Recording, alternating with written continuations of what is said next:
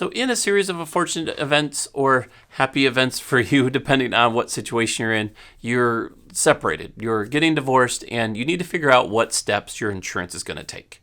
There's a few pieces that we have to talk about and some things that you should definitely know about because there's a lot of things that could happen that could affect you guys negatively. The first step that you need to take is you need to call your current insurance company. It's best to have both of you on the line if you guys are talking because it's likely that both of you are considered a primary on the account. That means both of you can make changes, but because in a divorce situation, you can't just remove each other. You can't say, I've had this policy since blah, blah, blah, blah, take them off my policy. No, the other person still has the rights to it, and they need ample time to get their own policy because now you've kind of left them hanging or her hanging, and it's just not the way they allow you to do it.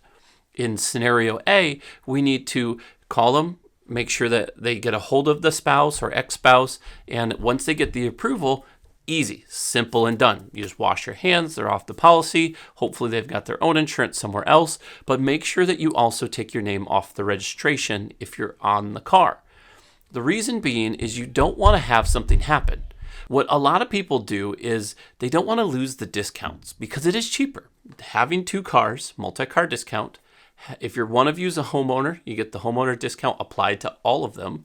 If you're married, a lot of states actually give you a discount for being married, and having two drivers, if you have good driving records, is a lower risk. So in that scenario, you could even separate. You just have to notify your insurance company that you're at two different locations. That's actually okay. But once you officially get divorced, now you have to have your own insurance. You got to separate the policies because you're no longer together. If you don't follow those guidelines and somebody gets in an accident, one of you as the spouse or the other, and that happens, you're tied for a long period of time if there's a major claim. Mainly the registration, since it has both of you on it, you're both legally responsible, and now you have to go through court and go through all of these additional pieces that could hurt your credit. If somebody got injured and they're suing the spouse, they're likely suing you too because you didn't switch that information. Think of insurance like water. If you pour water in the ground, it finds somewhere to go.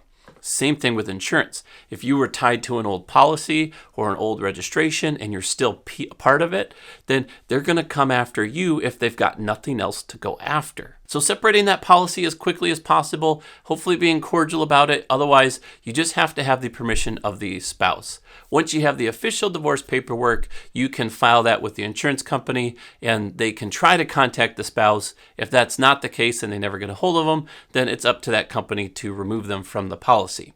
They've given them ample time. They've tried to reach out to them. And in that case, it's just not something that they need to do anymore. And now you've got your own policy. Now, you may be in a time-sensitive scenario where you just want off, period. There's no reason you can't leave and go get your own policy anyways. Still, registration is a different thing. You got to figure that out.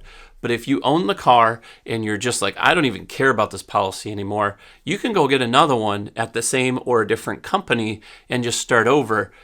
Ask the company to remove you from that policy, tell them the situation, and show proof of it. Make sure that they know and there's proof that you're no longer on that policy just in case something major happened. If you are looking for other policies and you're just looking to make a quick move, I would recommend the link below, which is our channel sponsor, Cover.